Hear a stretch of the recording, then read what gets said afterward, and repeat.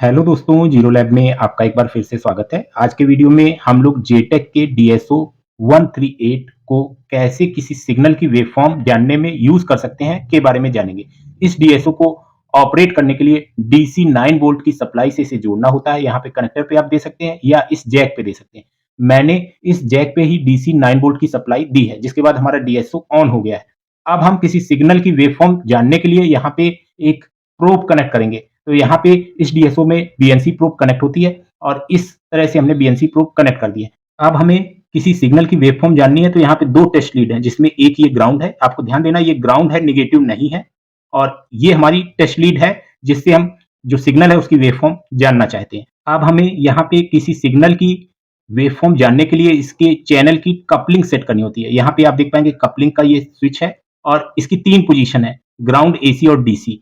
तो यहाँ पे मैं आपको बताना चाहूंगा कि इस समय डीसी में सिलेक्ट है और डीसी से हम डीसी वोल्टेज की वेवफॉर्म देख सकते हैं। यहाँ पे मैं आपको बताना चाहूंगा कि डीसी इसमें डायरेक्ट जाता है, तो यहाँ पे डीसी में अगर रिपल्स हैं तो ऐसी स्थिति में जब हम वेवफॉर्म देखेंगे तो हमें एसी कपलिंग सिलेक्ट करनी होती है, क्योंकि डीसी में जो हमारी वेवफॉर्म होगी वो इसकी स्क्रीन से बाहर चली जाती है। यहाँ पे इस तरह से स्क्रीन के बाहर जाएगी तो हमें वेवफॉर्म सही से दिखाई नहीं देगी, इसलिए हमें एसी कपलिंग ही सिलेक्ट करनी होती है रिपल्स को देखने के लिए।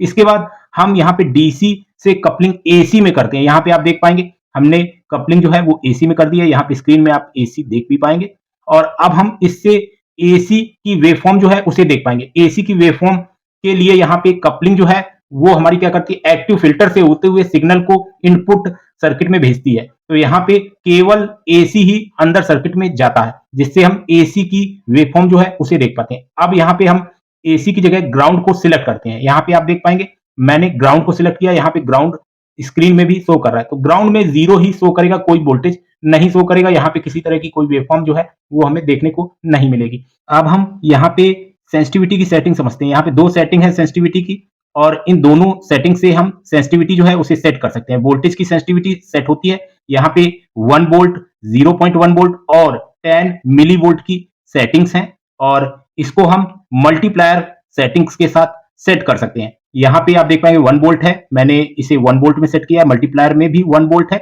और हम इसे यहाँ पे इंटू 2 में सिलेक्ट करते हैं तो यहाँ पे 2 वोल्ट हो जाता है। इसी तरह से इंटू 5 में जब हम सिलेक्ट करेंगे तो ये 5 वोल्ट हो जाएगा। तो ये मल्टीप्लायर सेटिंग है नीचे वाले सेंसिटिविटी स्विच की, और ऊपर वाले सेंसिटिविटी स्विच से जब हम यहाँ से 0.1 वोल्ट सिलेक्ट करेंगे तब भी ऐसे ही सेटिंग जो है वो हम कर सकते हैं। मैं इसे पहले से ही इंटू 1 में कर लेता हूँ। इसके बाद 0.1 वोल्ट, तो यहाँ पे 0.1 वोल्ट दिखा रहा है क्योंकि ये मल्टीप्लाई होता है 1 टाइम। अब हम मल्टीप्लाई करेंगे 2 टाइम तो यहाँ पे 0.2 वोल्ट दिखाएगा, और इस तरह से यहाँ पे इसका मल्टीप्लाई हो जाता है। अब हम इंटू 5 करेंगे तो यहाँ पे जब 5 से मल्टीप्लाई होगा तो 0.5 वोल्ट दिखाएगा। तो इस तरह से मल्टीप्लायर की सेटिंग हमने कर ली।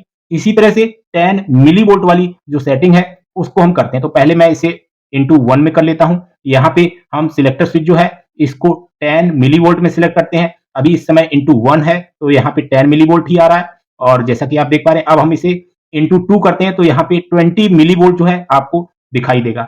इसी तरह से हम मल्टीप्लायर जो है उसको इंटू 5 में करेंगे तो यहाँ पे 50 मिली वोल्ट हमें दिखाई देगा। चलिए मैं आपको करके दिखाता हूँ। यहाँ पे आप देख पाएंगे इस समय ये मल्टीप्लाई 5 हो गया तो यहाँ पे 50 मिली वोल्ट दिखा रहा है। तो इस तरह से आप जो सेंसिटिविटी की सेटिंग्स हैं उनको सेट कर सकते हैं। मैं इसे 1 वोल्ट और मल्टीप्लायर 1 में सिलेक्ट कर देता हूँ। यहाँ पे आप देख पाएंगे 1 वोल्ट इस समय सिलेक्ट है, और मैं डीसी कपलिंग यहाँ पे सिलेक्ट कर लेता हूँ क्योंकि हम डीसी वेवफॉर्म यहाँ पे देखने वाले हैं। यहाँ पे डीसी सिलेक्ट है। अब हम यहाँ पे टाइम बेस की सेटिंग जो है वो देखने वाले हैं। यहाँ पे आप देख पाएंगे हम टाइम बेस की सेटिंग जो है इसमें करने वाले हैं, और यहाँ पे वेव फॉर्म जो है वो हमें दिखाई देगी। तो यहाँ पे इन कीज के द्वारा हम टाइम बेस की सेटिंग जो है वो कर सकते हैं। मैं आपको यहाँ पे बताना चाहूंगा कि यहाँ पे एक फ्रीक्वेंसी जनरेटर इस ओसिलोस्कोप में इनबिल्ट है, जो कि 1 किलोहर्ट्ज और 3.3 वोल्ट आउटपुट करता है।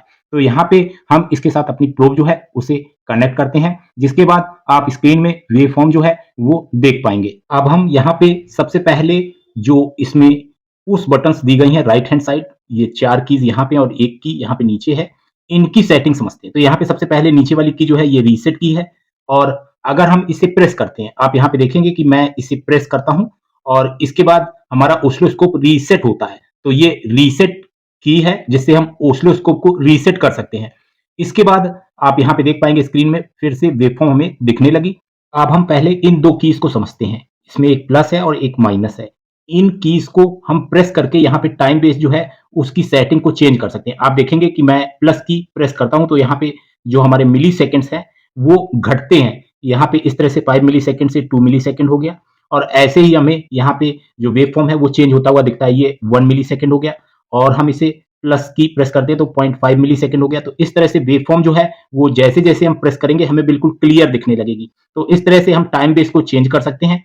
और इसी तरह से अगर हम माइनस की प्रेस करते हैं तो यहाँ पे वेव फॉर्म पहले की तरह आप देखेंगे, पहले की तरह धीरे धीरे होती जाएगी, और इस तरह से हम टाइम बेस की सेटिंग जो है उसे एडजस्ट कर सकते हैं, जिससे कि हम वेव फॉर्म को आसानी से सही ढंग से देख सकते हैं। तो यहाँ पे इस तरह से टाइम बेस की सेटिंग जो है वो आपने देखी। अब मान लेते हैं कि हमें इस सिग्नल को होल्ड करना है, तो यहाँ पे ओके बटन है, इसे हम प्रेस करेंगे तो ये होल्ड हो जाएगा। यहाँ पे आप देख पाएंगे ये होल्ड हो गया है।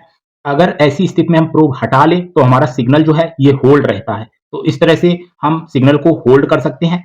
अगर हम इस की को दोबारा प्रेस करते हैं तो ये फिर से रनिंग में आ जाएगा, और ये रनिंग में आ गया। इस तरह से हम सिग्नल को होल्ड और रनिंग कर सकते हैं। यहाँ पे ये जो सिग्नल है इसके पैरामीटर्स देखने हैं कि यानी फ्रीक्वेंसी हमारी कितने हर्ट्ज की है, वोल्टेज क्या है, ये सारे पैरामीटर्स देखने के लिए हमें क्या करना होता है, टाइम बेस में ही आपको रखना है, और ओके की को आप कुछ देर तक के लिए प्रेस करके रखेंगे, जिसके बाद आप इस सिग्नल के पैरामीटर्स जो है उन्हें देख पाएंगे। मैं यहाँ पे प्रेस करता हूँ ओके की कुछ देर, और ये हमारा जो सिग्नल है उसके पैरामीटर्स आ गए। ये होल्ड है, मैं इसे रनिंग में कर देता हूँ तो ये रनिंग की स्थिति में पैरामीटर्स को शो करता है। हम यहाँ पे जो हमारे फ्रीक्वेंसी है उसको क्लियरली देख पाते हैं। टाइम बेस की सेटिंग आप प्लस माइनस कीज को प्रेस करके चेंज कर सकते हैं। यहाँ पे फ्रीक्वेंसी जो है वो हमें शो हो रही है, इसके सारे पैरामीटर शो हो रहे हैं। मैं यहाँ पे होल्ड बटन फिर से प्रेस करता हूँ और यहाँ पे हमारे पैरामीटर्स जो है वो होल्ड हो जाते हैं। ऐसी स्थिति में हम यहाँ पे पैरामीटर्स जो है उन्हें आसानी से देख सकते हैं। इस तरह से आप पैरामीटर्स की सेटिंग जो है उससे सिर्फ टाइम बेस की स्थिति में देख सकते हैं। मैं इसे रनिंग कर देता हूं और यहाँ पे पैरामीटर्स हमारे पुनः रनिंग कंडीशन में आ गए। यहाँ पे टाइम बेस की सेटिंग हमने देखी, ये ब्रैकेट जो है इस समय ब्लू है। अब हम इस ब्रैकेट को दूसरी कंडीशन यानी यहाँ पे टिगर मोड में ले जाते हैं। तो टिगर मोड में जब हम ले जाएंगे तो हमें यहाँ पे सिलेक्ट बटन प्रेस करनी है, और ये ब्रैकेट जो है ये टिगर मोड में आ गया। अब यहाँ पे 3 मोड होते हैं, पहला होता है ऑटो, दूसरा होता है नॉर्मल, तीसरा होता है सिंगल। तो यहाँ पे इन तीनों मोड को हम इन प्लस माइनस कीज को प्रेस करके सेट कर सकते हैं। यहाँ पे आप देखेंगे नॉर्मल हो गया, और हम दोबारा से जो प्लस की है उसे प्रेस करेंगे तो ये सिंगल मोड आ जाएगा। सिंगल मोड यानी टिगर जब होगा ऐसी स्थिति में वो वेवफॉर्म को कैप्चर कर लेगा। तो यहाँ पे हम प्रोब को हटा देते हैं। तो यहाँ पे आप देखेंगे इस समय हमारी स्क्रीन जो है होल्ड है। मैं इसे रनिंग कर देता हूं। यहाँ पे अब रनिंग की कंडीशन में सिंगल मोड में हमारा ओसिलोस्कोप है, और ऐसी स्थिति में अगर कहीं पे कोई वोल्टेज में पल्स आ रही है तो उसको ये तुरंत कैप्चर कर लेता है। आप देख पाएंगे इस तरह से इसने कैप्चर किया, यहाँ पे इसने होल्ड कर लिया है स्क्रीन को, और इस तरह से हम उसके पैरामीटर्स वगैरह देख सकते हैं। मैं यहाँ पे इसे फिर से रनिंग में करता हूं। इसके बाद फिर से मैं इसे नॉर्मल यानी माइनस की प्रेस करके नॉर्मल और ऑटो कर लेता हूं। यहाँ पे ऑटो की स्थिति में है, और अब हमें फिर से पहले की तरह किसी पल्स को देखना है तो उसके लिए सिंगल मोड लगा लिया है। और रनिंग की कंडीशन में जैसे ही हम ओसिलोस्कोप की प्रोब जो है यहाँ पे किसी सिग्नल के साथ में कनेक्ट करते हैं तो उसे ये फिर से कैप्चर कर लेता है। यहाँ पे ये होल्ड हो चुका है, पैरामीटर्स हम यहाँ पे देख पाएंगे। और ऐसी स्थिति में अगर दोबारा हम प्रोब कनेक्ट करते हैं तो कोई भी हमें परिवर्तन यहाँ पे स्क्रीन में नहीं दिखाई देता है, ये होल्ड ही रहता है। यहाँ पे अगर हम फिर से रनिंग की कंडीशन में कर देते हैं और प्रोब को फिर से कनेक्ट करते हैं तो फिर से हमें जो पल्स होगी उसके पैरामीटर्स दिखाई दे जाएंगे। यहाँ पे 1 किलो हर्ट्ज की फ्रीक्वेंसी आप देख पाएंगे, ड्यूटी साइकिल 56 पॉइंट समथिंग यहाँ पे दिखाई दे रही। तो इस तरह से पैरामीटर्स को हम जो है देख पाते हैं। अब अगर हमें यहाँ पे पैरामीटर्स की सेटिंग को बंद करना है तो ऐसी स्थिति में फिर से हमें इसे टाइम बेस में ही ले जाना होगा। मैं सिलेक्ट बटन प्रेस करके इसे टाइम बेस की सेटिंग में ले जाके आपको दिखाता हूं। आप देखेंगे इस तरह से कई बार जब हम सिलेक्ट की प्रेस करते हैं तो ये हमारा टाइम बेस में आ जाता है। ऐसी स्थिति में ओके की को प्रेस रखने पे हमारे पैरामीटर्स जो है वो हट जाते हैं, और यहाँ पे होल्ड है, हम इसे रनिंग कर लेते हैं, और ऐसी स्थिति में हमारी स्क्रीन जो है पहले की तरह हो जाती है। यहाँ पर हमने टाइम बेस और टिगर मोड देख लिया है। अब हम यहाँ पे राइजिंग एज और फॉलिंग एज की सेटिंग देखेंगे। तो यहाँ पे आप देख पाएंगे ब्रैकेट जो है इस समय ब्लू है और ये टिगर मोड में है। इसे हम एज सेटिंग में ले जाएंगे। तो यहाँ पे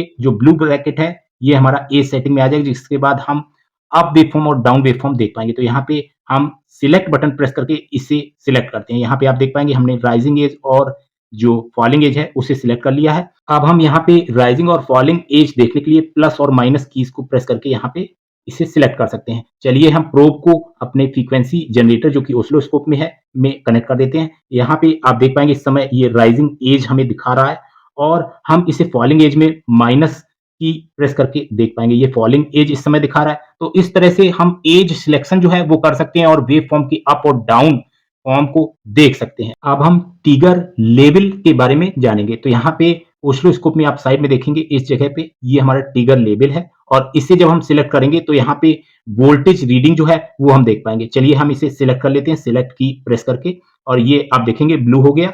और यहाँ पे आपको स्क्रीन में यहाँ पे राइट हैंड साइड पे वोल्टेज की रीडिंग जो है वो दिखाई देगी। यहाँ पे आप देख पाएंगे ये वोल्टेज की रीडिंग है और इस तरह से इसको हम प्लस की प्रेस करके और जो वोल्टेज की रीडिंग है उस स्थिति में उसे हम देख पाएंगे। यहाँ पे आप देख पा रहे हैं वोल्टेज की रीडिंग बढ़ रही है और जिस स्थिति में वेवफॉर्म की हमें वोल्टेज देखना है उसको हम सिलेक्ट करके उस स्थिति में वोल्टेज जो है उसे हम देख पाते हैं। यहाँ पे आप देख पाएंगे ऑसिलोस्कोप हमारा 3.3 वोल्ट आउटपुट वेवफॉर्म के साथ दे रहा है, तो यहाँ पे 3.3 वोल्ट हम देख पा रहे हैं। तो ये जो है इस तरह से हम ट्रिगर लेवल जो है उसको सेट करके और वोल्टेज की रीडिंग जो है उसे देख सकते हैं। मैं इसे पहले पुरानी स्थिति में ले आता हूं जैसा कि पहले था 0.0 वोल्ट में, और इस तरह से 0.0 वोल्ट में हमारी सेटिंग जो है वो हो चुकी है।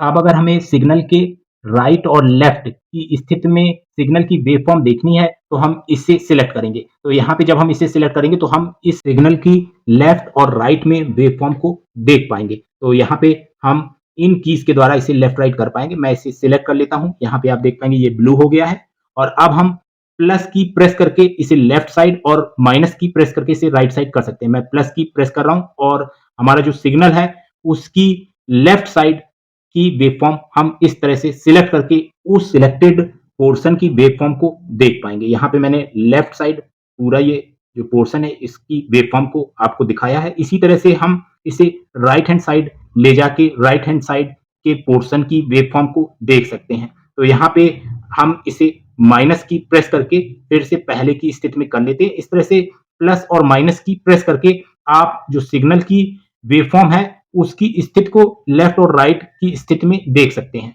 यहाँ पे मैंने इसे पुरानी स्थिति में कर लिया है। अब हम यहाँ पे नेक्स्ट जो ऑप्शन है उससे देखेंगे। तो नेक्स्ट ऑप्शन जो है इसका वर्टिकल शिफ्ट का है और यहाँ पे हम सिलेक्ट करेंगे। तो यहाँ पे सिलेक्ट स्विच को हमें प्रेस करना है और जैसे ही हम सिलेक्ट स्विच प्रेस करेंगे तो वर्टिकल शिफ्ट जो है ये हमारा ब्लू हो जाएगा। यहाँ पे आप देख पाएंगे मैंने वर्टिकल शिफ्ट सिलेक्ट कर लिया है। जब हम वर्टिकल शिफ्ट सिलेक्ट करते हैं तो यहाँ पे हमारी वेवफॉर्म जो है उसे हम ऊपर नीचे ले जा सकते हैं। इस तरह से हम प्लस की प्रेस करके ऊपर और माइनस की प्रेस करके पूरा सिग्नल जो है उसे नीचे ला सकते हैं। तो यहाँ पे हमने वर्टिकल शिफ्ट को भी समझ लिया है। इस ऑसिलोस्कोप द्वारा आप 200 किलोहर्ट्ज तक की फ्रीक्वेंसी की वेवफॉर्म को यहाँ पे स्क्रीन में देख सकते हैं। चलिए अब हम यहाँ पे प्रोब जो है इसे ऑसिलोस्कोप के फ्रीक्वेंसी जनरेटर से हटा देते हैं। यहाँ पे ये ऑसिलोस्कोप जो है आप परचेज कर सकते हैं अमेज़न से। परचेज लिंक मैं वीडियो के डिस्क्रिप्शन में दे दूंगा और इस ऑसिलोस्कोप का प्रयोग आप ऑडियो सिग्नल्स को देखने में कर सकते हैं। यानी 200 किलोहर्ट्ज जरूरी नहीं है कि इससे आप देख सकें, इससे आप 500 किलोहर्ट्ज तक के